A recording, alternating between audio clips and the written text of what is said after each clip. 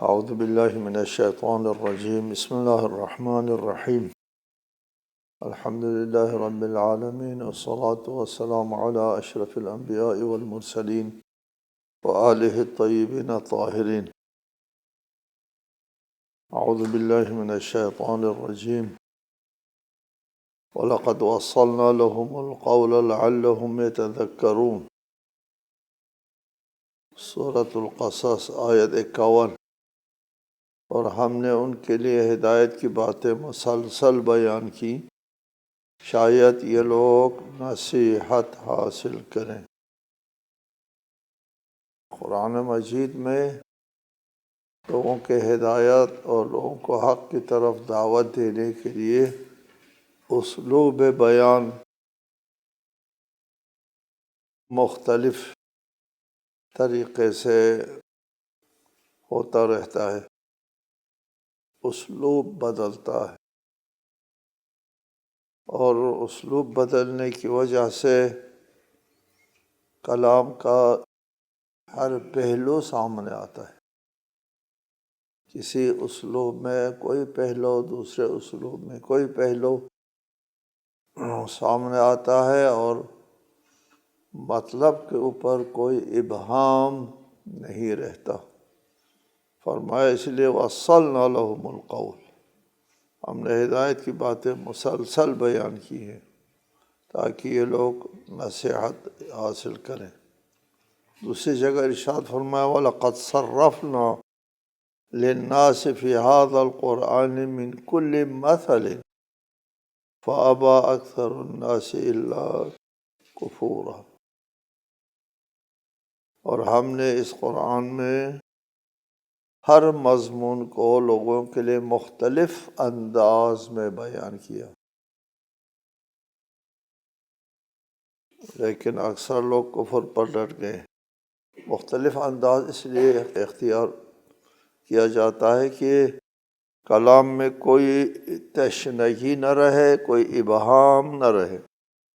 الذین آتیناہم الکتاب من قبلہ ہم بہ یؤمنون وَإِذَا يُتْلَى عَلَيْهِمْ قَالُوا آمَنَّا بِهِ إِنَّهُ الْحَقُّ مِنْ رَبِّنَا إِنَّا كُنَّا مِنْ قَبْلِهِ مُسْلِمِينَ۔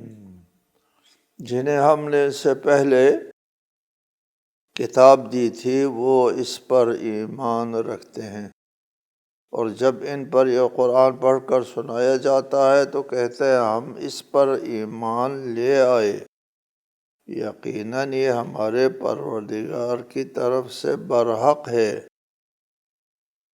ہم تو اس سے پہلے بھی فرمان بردار تھے۔ الذین آتیناہم الکتاب من قبلہ، جن کو ہم نے پہلے کتاب دی، اہل کتاب کی طرف ہے۔ اہل کتاب کے لیے یہود اور نصارہ اور مجوس کے لیے بھی کہتے ہیں کہ یہ لوگ اہل کتاب ہیں، ان کے پیغمبروں کے اوپر جو ہے کتاب نازل ہوئی ہے، ان کے پیروکاروں کو اہل کتاب کہتے ہیں۔ اس آیت کی شان نزول کے بارے میں مختلف روایات ہیں۔ ایک روایت جس کو ہم نے اختیار کیا ہے وہ یہ ہے کہ اہل انجیل کے ان 40 افراد کی طرف اشارہ ہے جو رسول اللہ کے مبعوث برسالت ہونے کی خبر سن کر ایمان لے آئے۔ ان میں سے 32 کا تعلق حبشہ سے تھا جو حضرت جعفر ابن ابی طالب کے ہمراہ آئے۔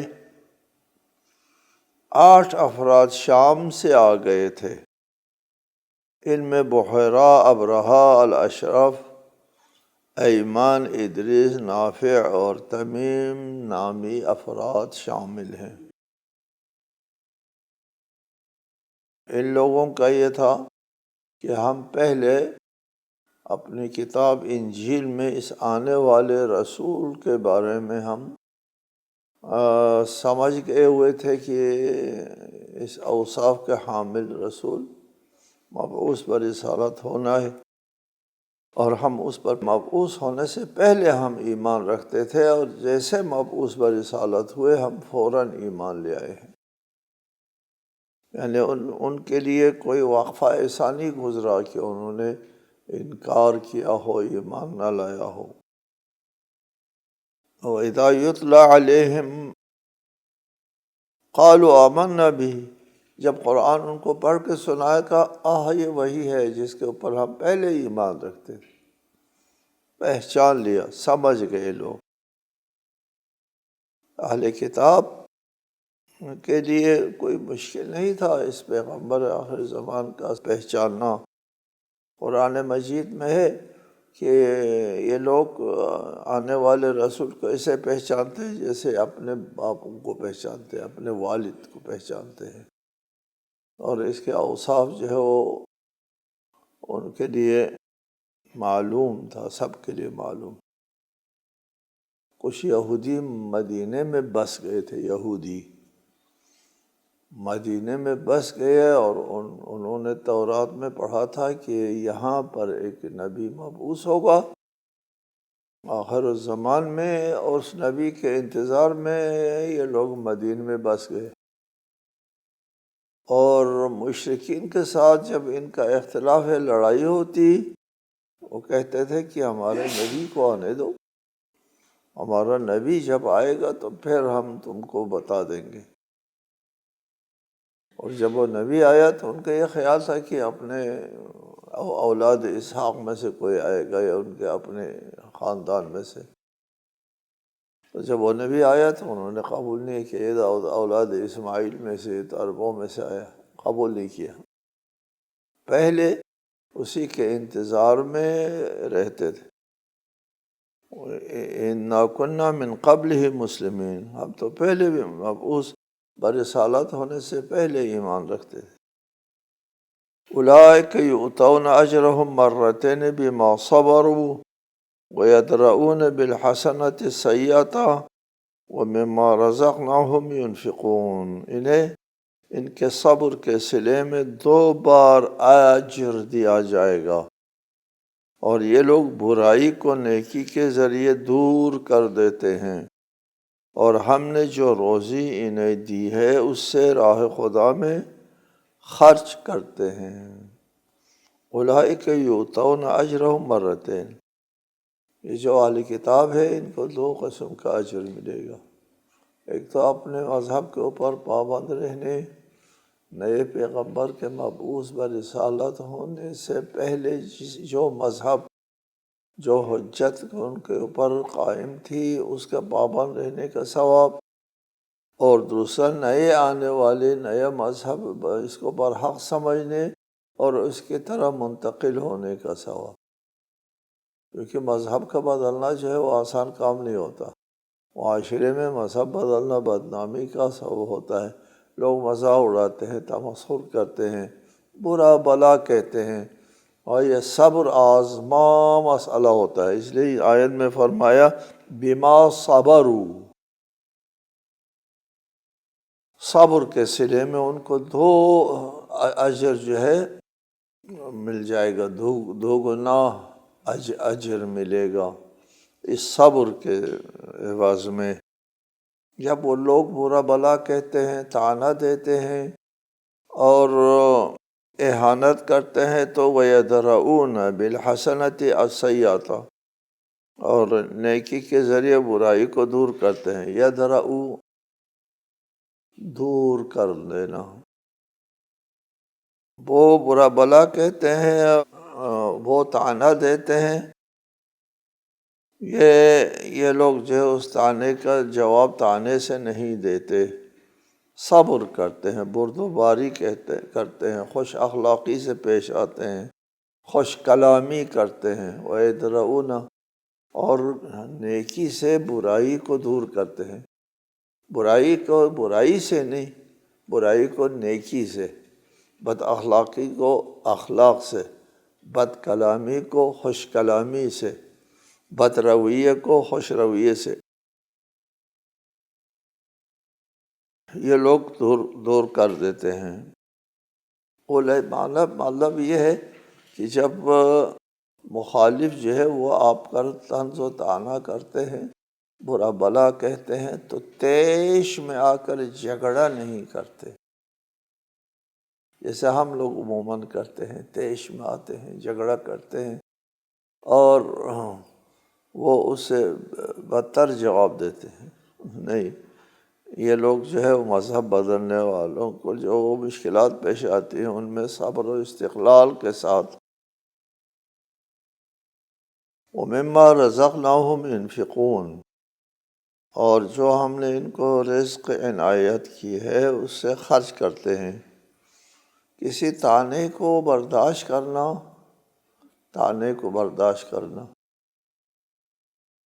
اس کے لیے ایک شجاعت چاہیے، صبر و حوصلہ، شجاعت، دلیری چاہیے۔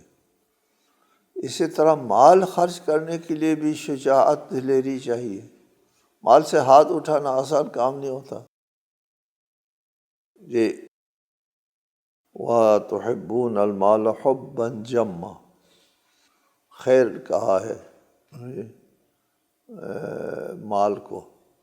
مال کو شدید چاہتا ہے انسان، جی، اور اس سے ہاتھ اٹھانا بہت مشکل ہے، اس لیے اس سے ہاتھ اٹھانے کا ثواب بھی بہت زیادہ ہے۔ باقی نیکیوں کے لیے ایک نیکی کا 10 ہے، مال کے نیکی کے لیے ایک کے مقابلے میں 700 اور کبھی 1400 ہے۔ اس کا ہم نے ذکر کیا ہے پہلے آپ سے۔ وَإِذَا سَمِعُوا اللَّغْوَ أَعْرَضُوا عَنْهُ وَقَالُوا لَنَا أَعْمَالُنَا وَلَكُمْ أَعْمَالُكُمْ سَلَامٌ عَلَيْكُمْ لَا نَبْتَغِي الْجَاهِلِينَ، اور جب وہ بیہودہ باتیں سنتے ہیں تو اس سے منہ پھیر لیتے ہیں اور کہتے ہیں ہمارے اعمال ہمارے لیے اور تمہارے اعمال تمہارے لیے، تم پر سلام ہو، ہم جاہلوں کو پسند نہیں کرتے۔ کس طرح پیش آتے ہیں دیکھو، ہاں جی، ایک اخلاقیات کا درس بھی ہے نا، قرآن مجید میں اخلاقیات کا درس ہے۔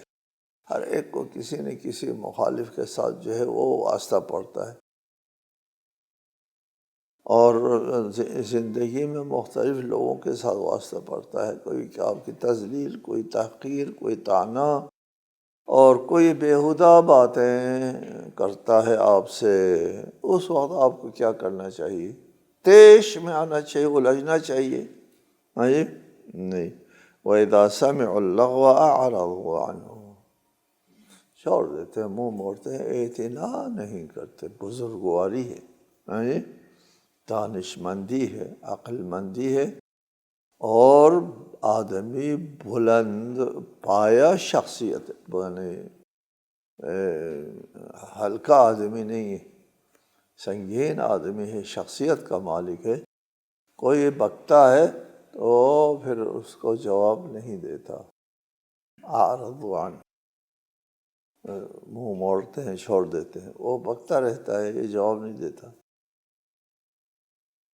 وقالو، اور اگر وہ کہتے ہیں کہ تم گمراہ ہو گئے ہو، جہنمی ہو گئے ہو، تم نے یہ مذہب بدل دیا ہے آباء و اجداد کا وغیرہ، تو یہ کہتا ہے یار ٹھیک ہے، ہم نے آپ کے لیے تو کچھ نہیں بدلا مذہب، میں نے اپنا مذہب بدلا ہے۔ جی، میں جب مذہب بدلتا ہوں تو میں اپنے آخرت کا میں نے خود فیصلہ کیا، آپ کے آخرت کا فیصلہ نہیں کیا ہے۔ وہ کہتے ہیں لنا اعمالنا ولکم اعمالکم، ہمارا عمل ہمارے لیے، تمہارا عمل تمہارے لیے۔ ہم مذہب بدلتے ہیں تو اس سے تمہارا مذہب تو نہیں بدلتا، تمہارا اعمال نہیں بدلتا، تم اپنی جگہ ہو، تم کو کوئی ضرر نہیں پہنچا۔ جو فائدہ ضرر پہنچا ہے مذہب بدلنے سے وہ مجھ سے مربوط، تم سے مربوط نہیں ہے۔ دوسرے لفظوں میں میرے ذاتی مسائل میں کیوں مداخلت کرتے ہو؟ یہ میرا ذاتی مسئلہ ہے کہ میں نے مذہب جو اپنا نظریہ بدلا ہے۔ وہ کہتے ہیں کہ بغداد میں ایک شخص ایک شخص مسیحی تھا، بہت پڑھا لکھا عالم تھا، پڑھا لکھا مشہور شخص. وہ مسلمان ہوا، اور مسلمان میں سے بھی شیعہ ہو گیا وہ. تو باقی مسلمانوں نے کہا یار اس نے کیا کیا، جہنم کے ایک کونے سے دوسرے کونے پہ چلا گیا. ہاں جی، جہنم میں اپنی جگہ بدل دی. تانا دیکھو، اس کو تانا دیا کہ تو پہلے بھی مسیحی نصرانی جہنمی تھا اور ابھی بھی جہنمی ہو گیا، جہنم میں جگہ بدل دی تو نے. اس طرح تانا دیتے ہیں. مثلا ایک شخص یہودی سے نصرانی سے کلمہ گو بنتا ہے، اس کے ساتھ بسرا پیش آتے ہیں. وَلَكُمْ أَعْمَالُكُمْ، ٹھیک ہے جی، میں نے جگہ بدلی ہے تو میں نے اپنے لیے بدلی.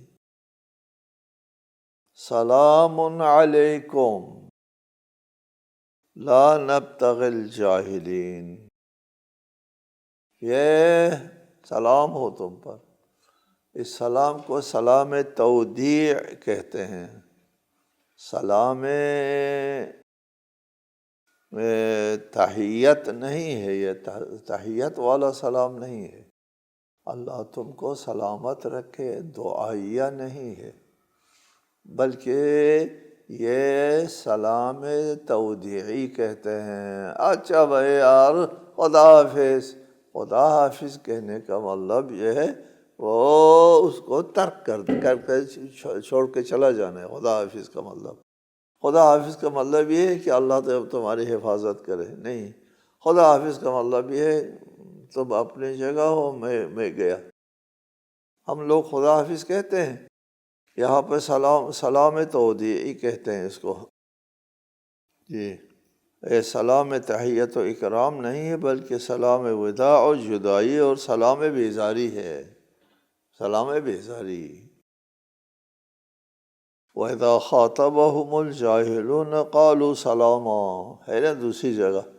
جاہل لوگ جب خطاب کرتے ہیں، گفتگو کرتے ہیں، بےہودہ باتیں کرتے ہیں، تو عقل مند لوگ کیا کہتے ہیں؟ قالوا سلاما، یار خدا حافظ. قالوا سلاما، خدا حافظ. یعنی بےہودی کا عمل بےہودگی سے نہیں، بیزاری اختیار کر کے اس کا اظہار کرتا ہے. لا نبتغی الجاہلین.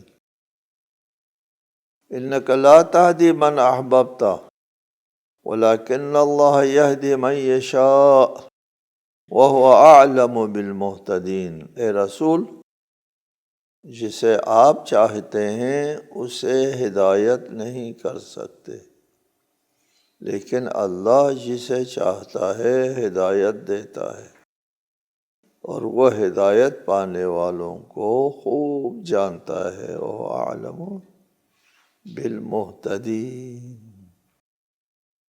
یہ آیت جو ہے قابل توجہ آیت ہے. اس پر تفصیلی بحث کی ضرورت ہے، اور ہم آپ کے ساتھ اس سلسلے میں تفصیلی بحث کریں گے. اللہ تعالیٰ نے اپنے رسول سے فرمایا کہ کسی کو ہدایت نہ دینا، وہ دینا آپ کے پسند ناپسند سے مربوط نہیں ہے. ہدایت دینا اللہ تعالیٰ کی طرف سے ایک توفیق ہوتی ہے، توفیق اللہ کی طرف سے ملتی ہے. جس کو توفیق نہیں ہے وہ ہدایت حاصل نہیں کرتا، اور جس کو توفیق حاصل ہے وہ ہدایت حاصل کرتا ہے. یہ آپ کے پسند اور ناپسند سے مربوط نہیں ہے. لوگ ہدایت یافتہ ہوتے ہیں نہیں ہوتے ہیں، یہ وہ ان کی توفیقات سے مربوط.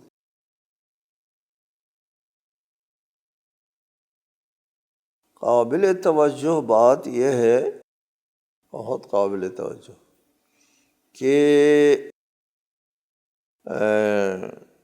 یہ روایت کثرت سے ملتی ہے. کثرت سے لوگوں کو یہ روایت بہت پسند آئی.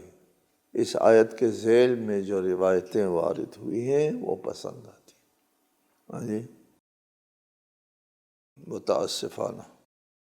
کیوں؟ اس لیے کہ روایت یہ وارد ہوئی ہے کہ یہ آیت حضرت ابو طالب کی وفات کے موقع پر نازل ہوئی، جب رسول اللہ صلی اللہ علیہ وآلہ وسلم نے حضرت ابو طالب سے کہا، یا عم قل لا الہ الا اللہ، چچا لا الہ الا اللہ کہو مرنے سے پہلے۔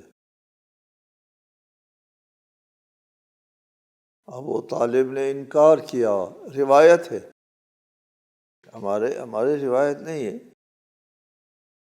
لیکن یہ روایت انکار کیا اور کہا میں عبد المطلب کی ملت پر دنیا سے جانا پسند کروں گا، لا الہ الا اللہ نہیں کہا۔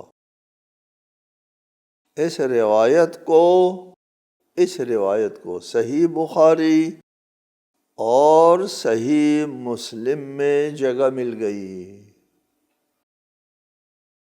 صحیح بخاری میں بھی ہے، صحیح مسلم میں بھی ہے یہ روایت۔ اس کے مقابلے میں بھی روایت ہے، اس کو جگہ نہیں ملتی۔ وہ روایت یہ ہے کہ رسالۃ مآب نے حضرت ابو طالب سے کہا لا الہ الا اللہ کہو۔ اس وقت وہ بیٹھے تھے، حضرت عباس رسول اللہ کا چچا عباس بھی پاس بیٹھے تھے۔ عباس ابھی مومن نہیں ہوئے تھے، کلمہ نہیں کہا تھا عباس نے، وہ بھی پاس بیٹھے ہوئے تھے۔ رسول اللہ نے ابو طالب سے کہا لا الہ الا اللہ کہو، تو ابو طالب نے لا الہ الا اللہ کہہ دیا۔ عباس ابھی لا الہ الا اللہ کے قائل نہیں تھا، اس نے سن لیا، ابو طالب کو کلمہ پڑھتے ہوئے سن لیا،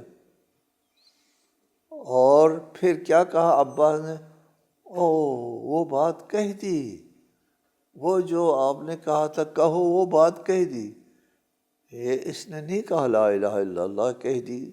یہ ان کے منہ پہ نہیں آتا نا کہ اپنے معبودوں کی نفی ہے نا، لا الہ الا اللہ میں اپنے خداؤں کی نفی ہے، یہ منہ پر لانا اس کے لیے ناگوار تھا۔ اس نے کہا وہ جملہ کہہ دیا ابو طالب نے۔ اس روایت کو جگہ نہیں ملتی، اس کو نہیں ملتی جگہ۔ ہم روایات میں بحث بعد میں کریں گے، روایات میں ہم بحث نہیں کرتے، ہم اس آیت کے نزول کے سلسلے میں بات کرتے ہیں۔ یہ آیت کب نازل ہوئی اور حضرت ابو طالب کا انتقال کب ہوا؟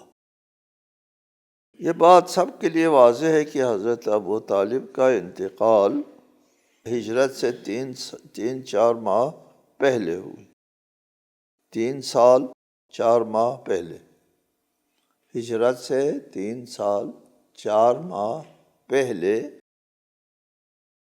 یہ ابو طالب کی وفات جو ہے وہ اس تاریخ کو ہے۔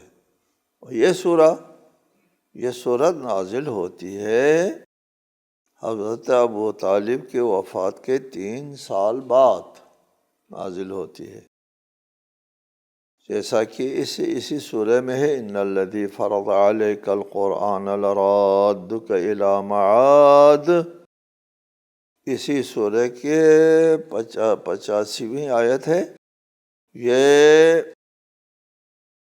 سب کے نزدیک جو ہے وہ رسالۃ مآب ہجرت کر رہے تھے مدینہ کی طرف، مکہ چھوڑ کر کے آ رہے تھے، اس وقت یہ آیت راستے میں نازل ہوئی، مقام جحفہ میں کہتے ہیں یہ آیت نازل ہوئی جو اس سورہ میں ہے، مقام جحفہ میں یہ آیت نازل ہوئی۔ اس کا مطلب یہ ہے کہ جس نے آپ کے اوپر جو ہے قرآن نازل کیا ہے وہ آپ کو اپنے میعاد یعنی مکہ واپس کرنے والا ہے، لرادک الی معاد۔ فکر نہ کریں، آپ پریشان نہ ہو کہ آپ مکہ چھوڑ کے جا رہے ہیں، آپ واپس آ جائیں گے۔ یہ نوید سنائی جاتی ہے راستے میں، لہٰذا یہ سورہ یہ سورہ رسالۃ مآب کی ہجرت کے دنوں میں یا ہجرت سے تھوڑی دیر پہلے یا ہجرت کے اثناء میں نازل ہوئی۔ اچھا، چنانچہ خود صحیح بخاری باب تفسیر، سنن نسائی باب تفسیر و دیگر مفسرین کے نزدیک ہجرت کے موقع پر مقام جحفہ میں نازل ہوئی یہ آیت۔ اگر وفات ابو طالب سے پہلے اگر یہ نازل ہو گئی ہوتی تو یہ کہہ سکتے تھے کہ اسباب تطبیق ہے یہ، ہاں جی، یہ آیت پہلے نازل ہوئی ہے اور ابو طالب کے اوپر جو ہے یہ آیت کی تطبیق ہوتی ہے، جبکہ وہ پہلے ان کی وفات ہے۔ اور کہہ سکتے تھے کہ آیت تو پہلے نازل ہوئی ہے، لیکن یہ رسالۃ مآب نے جب ان کو لا الہ الا اللہ کہنے کا کہا تو انہوں نے نہیں کہا، تو یہ آیت جو پہلے سے نازل ہوئی ہے یہ ابو طالب پر صادق آتی ہے، تطبیق ابو طالب پر صادق آتی ہے۔ انک لا تہدی من احببت ابو طالب کے اوپر صادق آتی ہے کہ یہ ہدایت دینا نہ دینا آپ کے پسند سے مربوط نہیں ہے۔ اگر ابو طالب کی وفات سے پہلے اگر آیت نازل ہو چکی ہوتی تو آپ لوگ یہ کہہ سکتے تھے کہ آیت کی تطبیق ابو طالب پر ہوتی ہے، جبکہ ایسا نہیں ہے۔ ابو طالب کے وفات کے موقع پر یہ آیت نازل نہیں ہوئی کہ ابو طالب پر تطبیق ہو جائے۔ اس پر ہم مباحث کریں گے ایمان ابو طالب کے بارے میں آئندہ انشاءاللہ تعالی۔ والسلام علیکم ورحمۃ اللہ وبرکاتہ۔